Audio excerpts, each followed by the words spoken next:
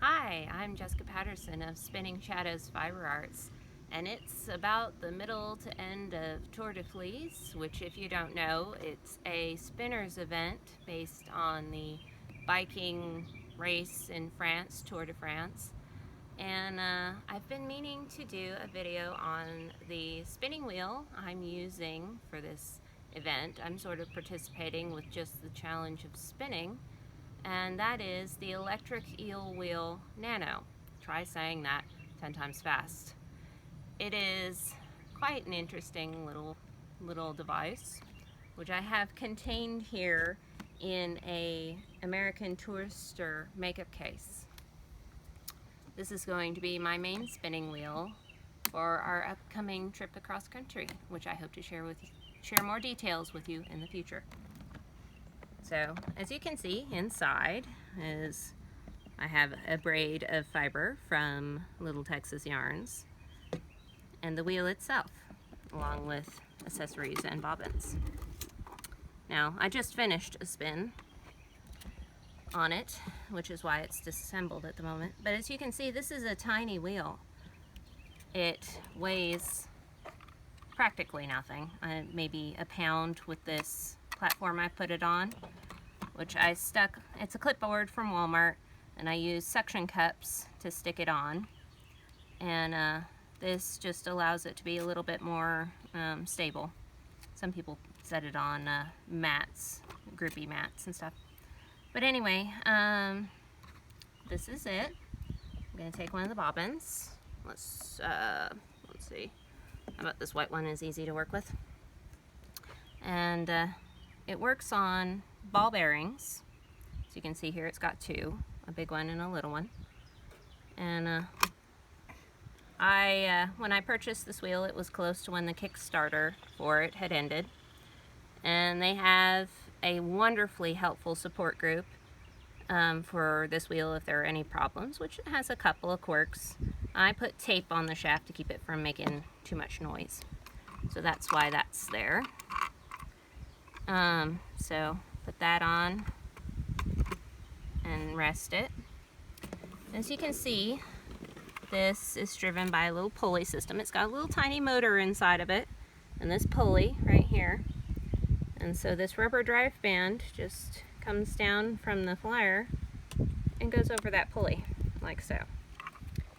It's got this nice orifice hook here that's glued on by magnets, and I put a little dangly on it so I don't lose it quite as easily. And it's got a rubber, like a hair elastic. This is called a brake band. That's what slows it down and makes it pull yarn onto the bobbin. So that goes over the bobbin and through these very convenient slots. Let's see. Okay, here we go. Now this unit can be used with either, it comes with a plug-in, which is one of these cords here. I think it's this one. A nice long cord and plug-in. Or what I prefer to use, which makes it so portable, is this Talent Cell battery.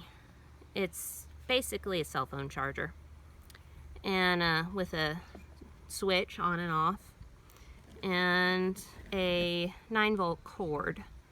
I'll leave links in the description to both of these items, but I've been able to use this Talent Cell to spin both singles and ply with it not even running out of half of battery charge. So this is what I'll be using on the road with this. So just plug in the USB and plug it into the unit. And there we go. Now it's ready to spin. Now this is the yarn that I spun and plied. I quite frankly overstuffed the bobbin to the point where the hooks were running along the yarn, but this is 383 yards. Only 40 of those did not fit on the bobbin. I added them into the skein later when I was winding it. But that's a lot of yarn. This is about fingering to maybe sport weight, sock weight, I guess, yarn. It still has to be washed, but I just finished it last night. So that's the entire setup right there. it can be used, you know, on a table, in a lap, whatever. It's very easy. It's got sliding hooks on it, which are very nice. And when it came to me in the mail, it was incredibly easy to set up. I was very pleased. I had very little problems with it. I just didn't use it because I like my treadle wheels a little bit more. But anyway, for moving, this is quite the unit. Let's see here. All right, there we go. Whoop, whoop. I'll give a small demonstration of spinning, and then we'll be getting it out of the sun because it is freaking hot. And how's your summer going? I'm spinning wool. Doesn't matter if it's 100 degrees out, which it feels like with humidity. I will always spin wool. I've tried spinning cotton, you know, because the spinners will tell you, spin cotton during the hot months. I can't spin cotton to save my life. And then others will tell you, you know, spin silk. I can't do that either. So, let's see. All right. Do you think this is long enough? Really? There we go. Okay. In order to not overstuff my bobbin, again, I'm slitting this up smaller than I did the first time. There we go. All right. And now, let's see here. It's got a switch here for Z and S, clockwise and counterclockwise. For spinning, I'll go for Z. And a dial for speed.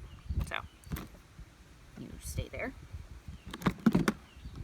Okay. On. And now we spin. The convenient thing is you can pretty much spin at any angle with this. So, ready? Hopefully I've gotten the brake band right, clockwise. Okay. It's very quiet, especially when you've got a lot of background noise going on.